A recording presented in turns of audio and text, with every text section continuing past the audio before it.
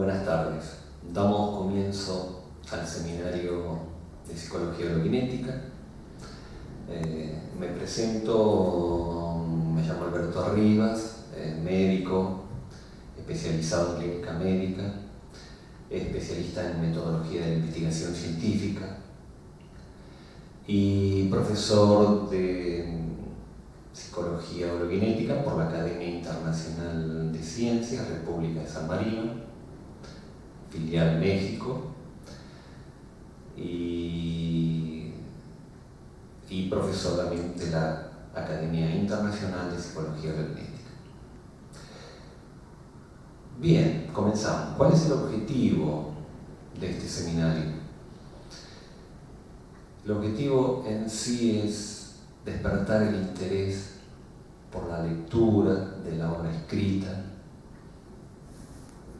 sobre psicología oroquinética y su fundamento, su esencia, que es la percepción unitaria. Despertar el interés en ustedes por el estudio de esto que es tan apasionante, de todo lo que hay escrito, principalmente por el iniciador de la psicología oroquinética, que es el doctor Rubén Feldman González. ¿Qué es la psicología oroquinética? Bueno, en primer lugar, tenemos que decir que no es una rama de la psicología, es una nueva ciencia en la cual se redefine el concepto de mente.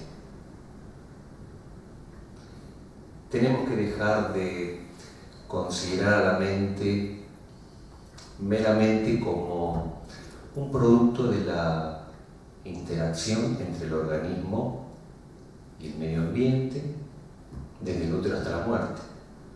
Mente es eso, pero mente es mucho más que eso. Mente también es percepción unitaria. Y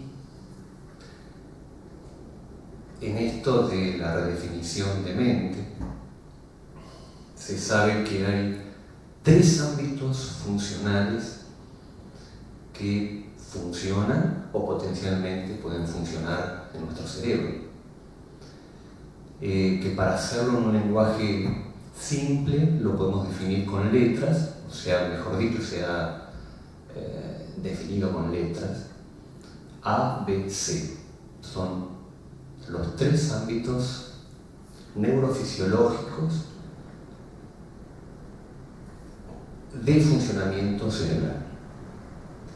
Aquí los podemos tener, esto es un diagrama, para tener una noción, una idea nomás, no sé si lo ven, de los tres ámbitos mentales que operan en el cerebro. A, que abarca al ámbito B, y a su vez B, que abarca al ámbito C. Ahora vamos a hablar de ello. Como ustedes ven, C es el más chiquito, C es el ámbito que está siendo abarcado por B y a su vez abarcado por el ámbito A. ¿Qué podemos decir de esto? Los tres, como dijimos hace un ratito, los tres ámbitos mentales, potencialmente puede funcionar en nuestro cerebro. Cuando lo hacen, estamos hablando del funcionamiento completo de la mente humana. De estos tres ámbitos mentales, el ámbito C, que es el ámbito de lo conocido, es el único ámbito en el cual nos sentimos familiares. Es el ámbito, podemos decir, de pensamiento, memoria, emociones, ideas, las reacciones viscerales. Es el ámbito en que nos manejamos todos nosotros, en el que nos sentimos familiarizados, es el ámbito en el cual opera el 99% de los seres humanos. Y en psicología orogenética hay una reorganización de viejos conceptos y emergencia de nuevos conceptos. Emerge el concepto de MTA o proceso MTA, proceso meta. ¿Qué es esto? Meta, bueno, son siglas que vienen del griego, la M de mnemonos, memoria, M, la E de eidetos, que se refiere a ideas, creencias, imágenes, símbolos, ideología, etcétera, etcétera. La T viene del timo, lo tímico, es decir, lo relacionado a las emociones, siendo las tres emociones básicas, que en realidad son aspectos de lo mismo, ¿no? Hablamos de miedo, rabia y tristeza. Y la de meta, M-E-T-A, la A viene de autonómico, del sistema nervioso autónomo o vegetativo, en la cual se refiere a lo que es reacciones viscerales, o las reacciones musculares, o reacciones genitales, perdón. Todo eso está englobado dentro de la A. Para tener una idea de este concepto, estamos hablando que estamos dentro del ámbito C. Bien, yo hice acá un cuerpo geométrico. Esto es un tetraedro. Es para utilizar una analogía, simplemente para que vean cómo funciona el proceso meta, que es un proceso unitario, proceso META. Esto es un tetraedro, es decir, como ustedes pueden ver, tiene 4 caras o lados. Tengamos en cuenta que cada lado va representando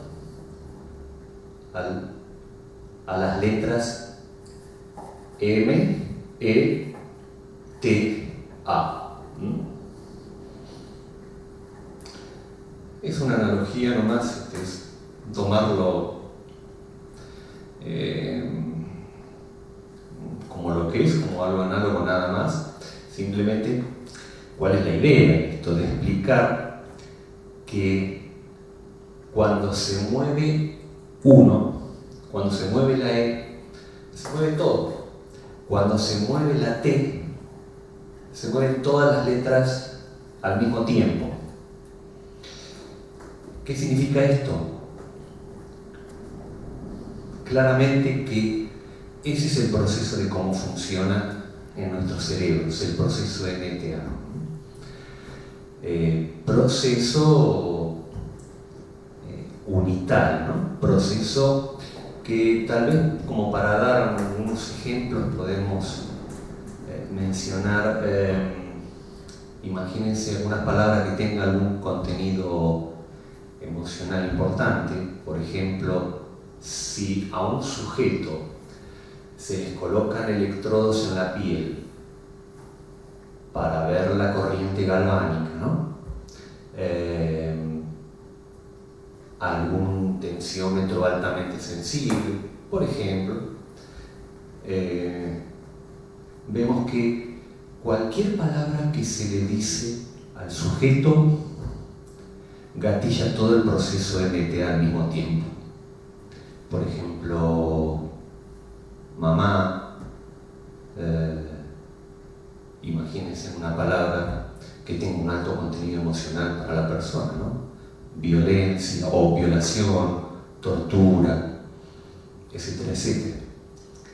Depende, inclusive, bueno, el contexto, o también la misma palabra mamá depende, la imaginación que emerge en ese momento va a despertar una serie de reacciones, es decir, no solamente esa palabra gatilla ciertas imágenes, sino reacciones eléctricas que se evidencian en la piel, o por ejemplo a través de la resistencia galvánica se va viendo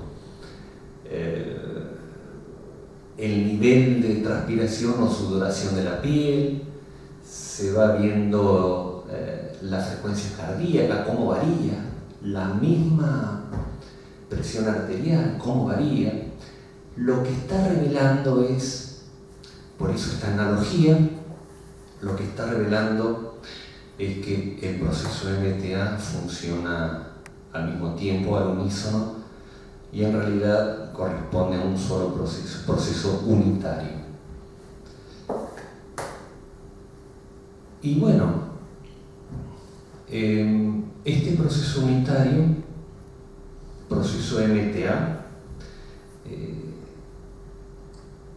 está comprendido dentro del ámbito C de la mente.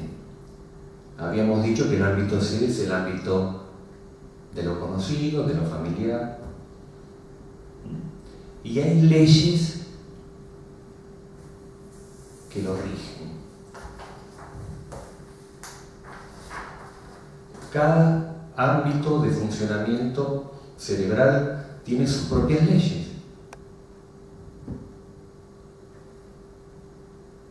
El ámbito de funcionamiento B no tiene las leyes del ámbito C.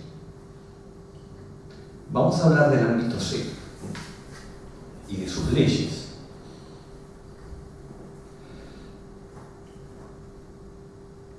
Una de las leyes que se refiere al ciclismo repetitivo.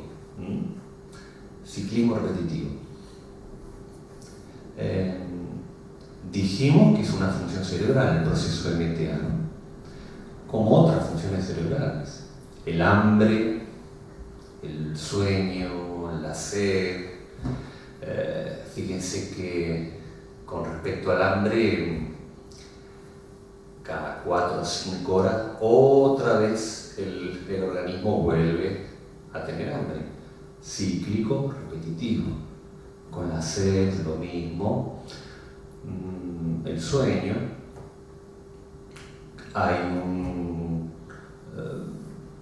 una determinada hora, podemos decir 10, 11 de la noche, en la cual el organismo otra vez vuelve a tener sueño.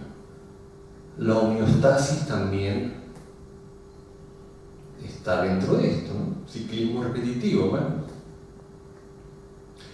en la cual hay una, en relación a la homeostasis, hay una regulación que ocurre sistemáticamente, que se repite. Pongamos sencillo un ejemplo. Si estamos en un lugar donde hace exceso de calor, el organismo trata de que en su medio interno, a nivel corporal, siempre mantener la misma temperatura. Lo mismo si está en temperaturas extremas, me refiero al frío. Y siempre se regula en lo que se refiere a esta función que es, siempre se repite, cíclico, repetitivo. Sueño, hambre, sed, son todas funciones cerebrales, y el proceso MTA lo mismo. El proceso MTA, que simplificadamente podemos hablar de pensamiento. Acuérdense otra vez, pensamiento MTA, memoria, de eidético, ideas, creencias, ideologías, símbolos, emociones, miedo, rabia, tristeza, y de las reacciones viscerales, reacciones genitales o reacciones musculares, es cíclico repetitivo. Bueno, uno de los ejemplos que vamos a tener es con respecto al pensamiento. Somos conscientes que cuando hay alguna idea perturbadora, que por más que no querramos tenerla, viene, se repite. Lo que sabemos ahora es que, bueno, así funciona el ámbito C, no podemos hacer nada. Es una de las leyes que lo rigen. Lo importante es darnos cuenta de las leyes que rigen el proceso de funcionamiento mental. Y esta es una ley, como las restantes leyes que ahora vamos a mencionar, que es inexorable que ocurra, porque como la palabra lo indica, es una ley natural, forma parte de las leyes que gobiernan el funcionamiento del ámbito C, de la mente. Otra de las leyes es la inconsciencia. Sabemos que aproximadamente el 99% del pensamiento es inconsciente. Solo lo que tenemos a la conciencia es un 1%. Esto obviamente no es algo nuevo, esto ya lo mencionaba el mismo Freud, que fue un gran observador de la mente humana. Hoy podríamos decir un gran observador del ámbito C de la mente. Y en general, la mayor parte del tiempo permanecemos inconscientes del propósito de nuestras acciones. Hay o no hay un estímulo, pero así como funciona, la inconsciencia es otra de las leyes del funcionamiento del ámbito C de la mente. No hay otra, no podemos escapar, son las leyes que lo rigen. Otra ley es la dualidad. La dualidad es la esencia del proceso MTA, y esto se ve reflejado en las mismas categorías de bueno, malo, lindo, feo. Fíjense que está implicado en esto la comparación. La comparación es una de las formas de dualidad.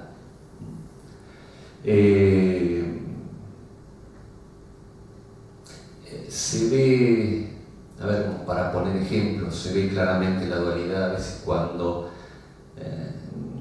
queremos ir a algún evento determinado, alguna fiesta, y enseguida viene la disyuntiva: quiero ir pero no quiero ir, o sí, mejor voy, pero ¿y si resulta que voy y después me arrepiento, me aburro, etcétera, etcétera? Ah, pero ¿y si no voy, me voy a perder ese evento y quiero ir y no sé qué hacer? Bien, forma parte la dualidad de una ley natural, es una ley que rige el ámbito C de la mente. Tanto es así que sabemos bien que hay formas básicas, ¿no? Las formas inherentes de dualidad misma, que son el espacio, el tiempo y la causalidad. Fíjense que cuando hablamos de espacio, en realidad lo hacemos en sentido de distancia.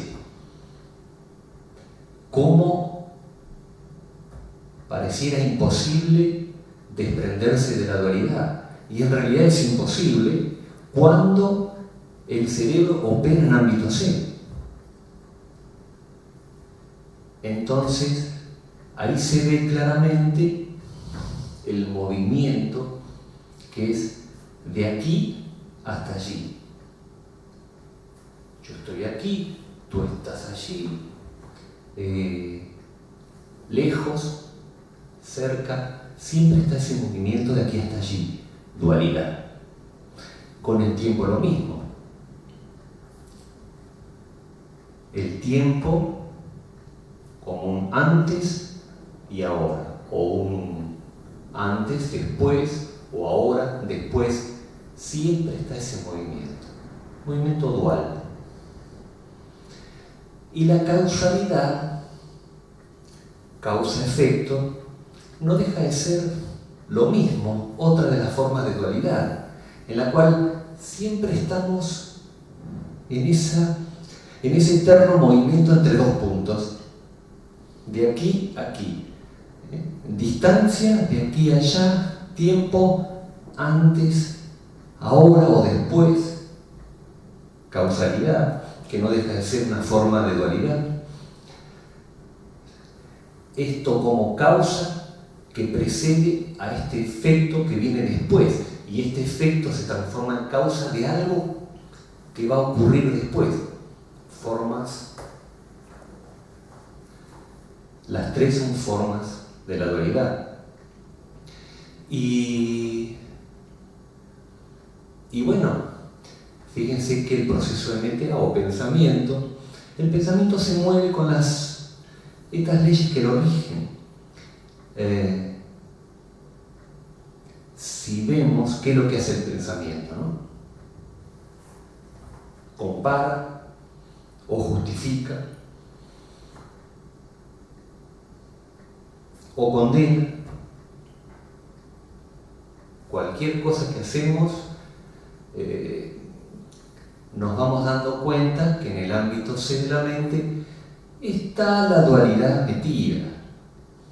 Sí o sí, imposible escapar cuando el cerebro funciona en ámbito C. No me canso de repetirlo porque esto es importante que lo vayamos viendo. El hecho de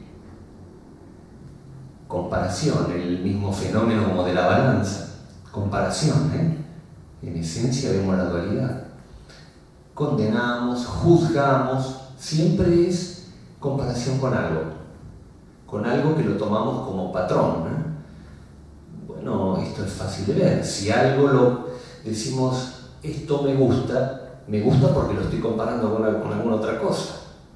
Si decimos, esto no lo elegimos o lo elegimos, siempre está metida la preferencia, y en esas preferencias están implicadas esto de justificación, aceptación, condenación, comparación, dualidad. En definitiva, dualidad. Hasta ahora dijimos de las leyes: ciclismo repetitivo, inconsciencia, dualidad. Otra ley, la incoherencia.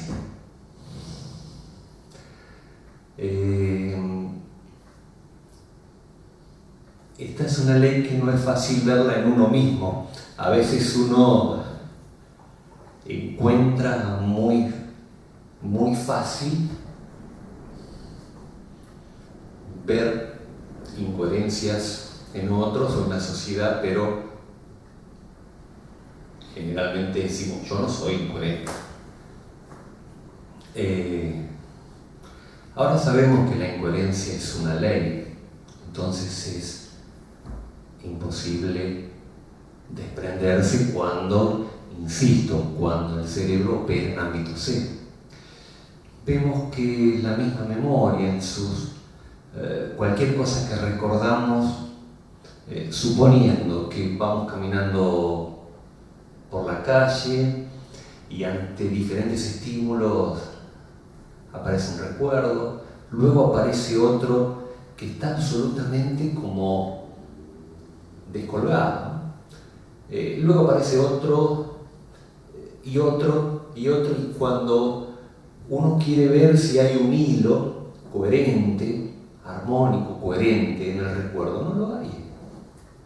No lo hay. A veces nos estamos acordando en nuestro perro enseguida, en aquella persona que falleció, enseguida en el trabajo, etcétera, etcétera. Inclusive, sin ir más lejos, un mismo recuerdo lo contamos de una forma y muchas veces, dependiendo el contexto o el estado de ánimo de uno en determinados momentos, vemos que cambia el recuerdo, cambia la forma en que se cuenta. Pareciera que cambia la memoria misma. ¿Y por qué esto? Bueno, porque sabemos que la misma incoherencia forma parte de las leyes que rigen el ámbito de funcionamiento de la mente. La memoria es inconsciente e incoherente. No cabe duda. Y de todo esto hasta ahora, de lo que estamos diciendo, no se trata ni de aceptar ni de rechazar. Se trata de que uno lo pueda ir viendo en carne propia, a ver si es cierto. Bueno, incoherencias vemos ejemplos por todos lados. Incoherencia social, incoherencia del lenguaje. Podemos dar algunos, yo les puedo dar algunos ejemplos anotados como para darnos cuenta, ¿no? Además de lo que ustedes ya pueden tener en su memoria. Por ejemplo, hay corporaciones transnacionales que se encargan de la fabricación de medicamentos y al mismo tiempo fabrican armas químicas. Si eso no es una incoherencia. Lo que ya todos sabemos, por ejemplo, que en su oportunidad el presidente Barack Obama, cuando le fue otorgado el Premio Nobel de la Paz, a los pocos meses envía tropas militares a Afganistán. El Consejo de Seguridad de las Naciones Unidas, de la ONU, formado los 5 miembros permanentes del Consejo de Seguridad de la ONU, Estados Unidos, Francia, Rusia, China, Reino Unido, son los principales vendedores de armas, con las cuales, bueno, hay que inventar enemigos, si no, ¿cómo las van a vender? Y estos países son los que forman parte del Consejo de Seguridad de las Naciones Unidas. Otro ejemplo, Alfred Nobel, el Premio Nobel de la Paz, antes de morir deja escrito su deseo de que los premios que se otorgaran en su nombre sean a personas y no a grupos. En el 2012, ¿a quién se le otorga el Premio Nobel de la Paz? A la Unión Europea. Bueno, ejemplos, esos son algunos pocos ejemplos. Seguro que ustedes tienen más, ¿no? Le pongo un último ejemplo. La Unión Europea, Premio Nobel de la Paz, posteriormente vota en contra en el Consejo de los Derechos Humanos de la ONU, vota en contra una resolución sobre el derecho de los pueblos a la paz. No estamos diciendo nada asombroso, simplemente que el problema es, ahora lo estamos viendo, es que cuando el cerebro funciona solamente en el ámbito C, de la mente se expresan las leyes que lo rigen, inexorablemente. No podemos, obviamente, por más que uno se quiera resistir, imposible, porque las leyes afloran, porque son las leyes naturales del funcionamiento del ámbito C. Otra ley, la hipnosis.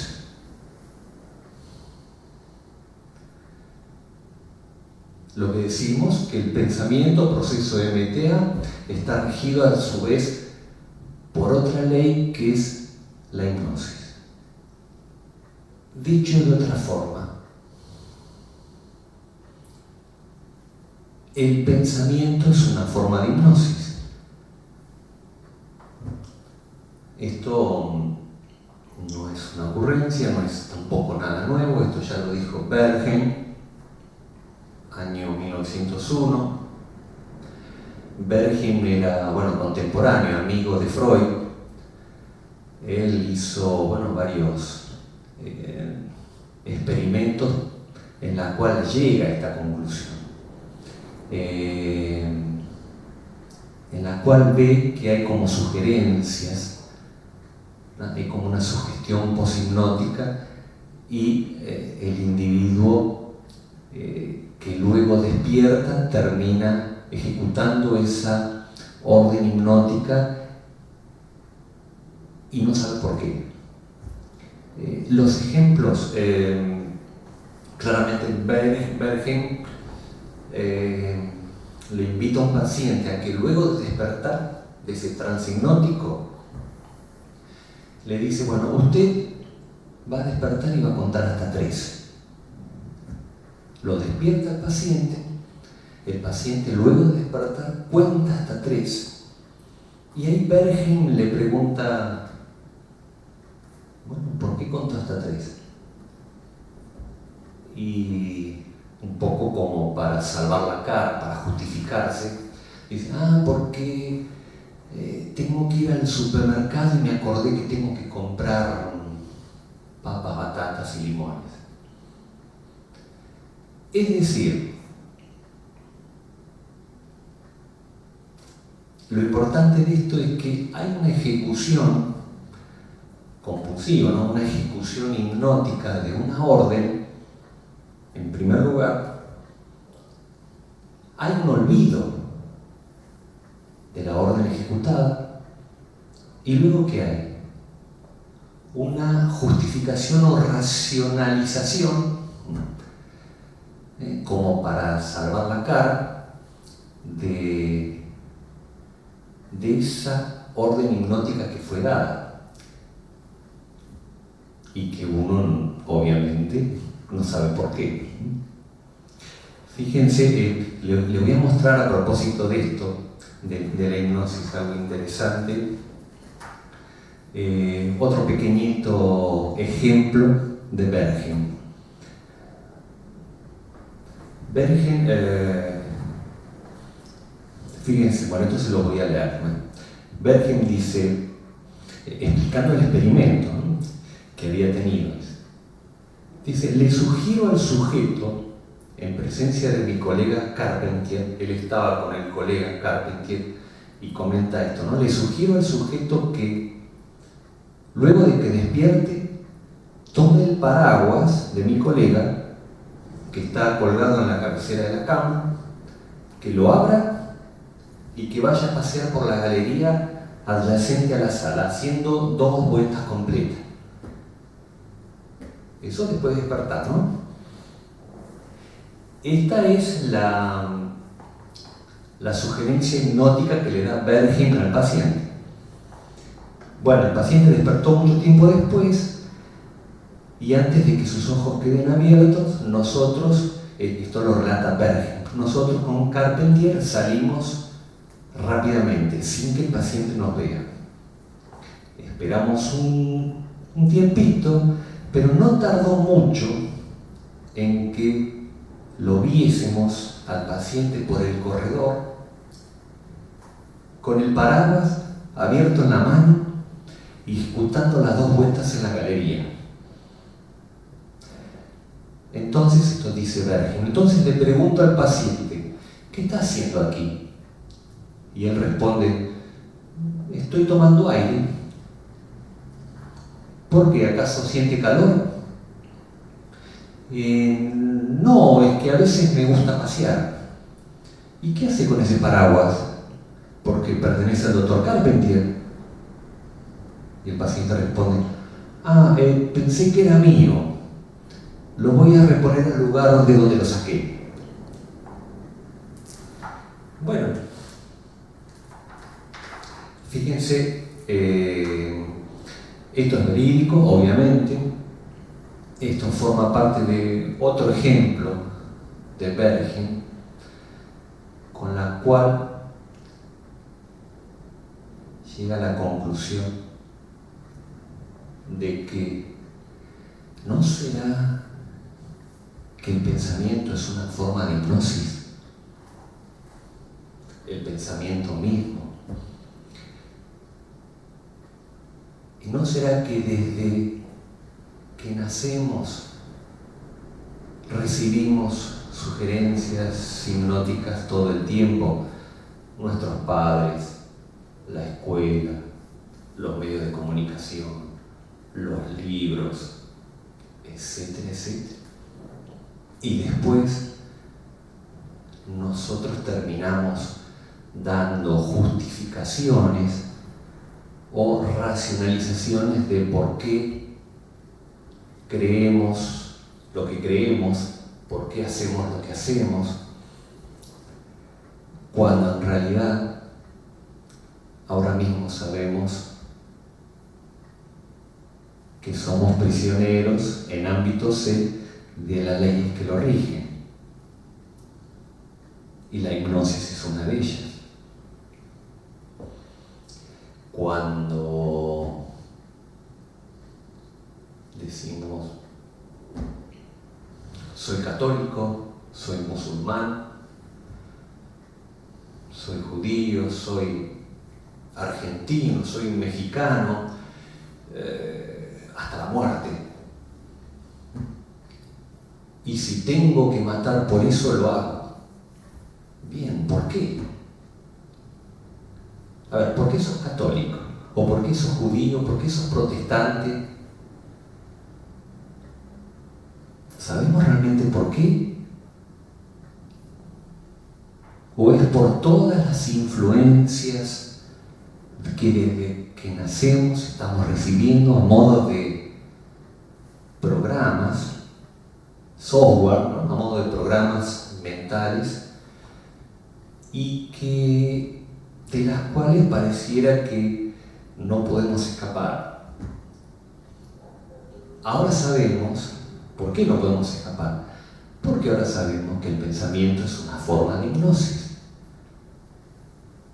Nos guste o no nos guste. Cuando vemos a los demás, a veces podemos decir, claro, es fácil decir, no, el que está hipnotizado es aquel. Yo no estoy hipnotizado. Ojo con eso, porque eso revela una profunda hipnosis. O una persona que dice, no, persona con grandes convicciones, una persona muy hipnotizada, por cierto. Es decir, ¿qué estamos diciendo con todo esto? Que sabemos desde la psicología hologenética que la hipnosis es una ley que rige el ámbito de funcionamiento mental C. ¿Y qué trae aparejado todo esto? Bueno, ¿creemos que hay libre albedrío?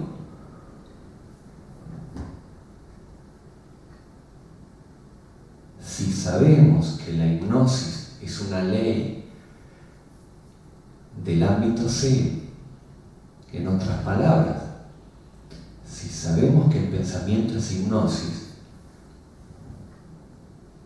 ¿qué libre albedrío hay? ¿Tenemos libre albedrío?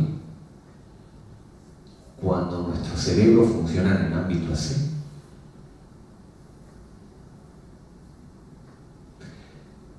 ¿Qué libre albedrío puede haber en un asesino serial?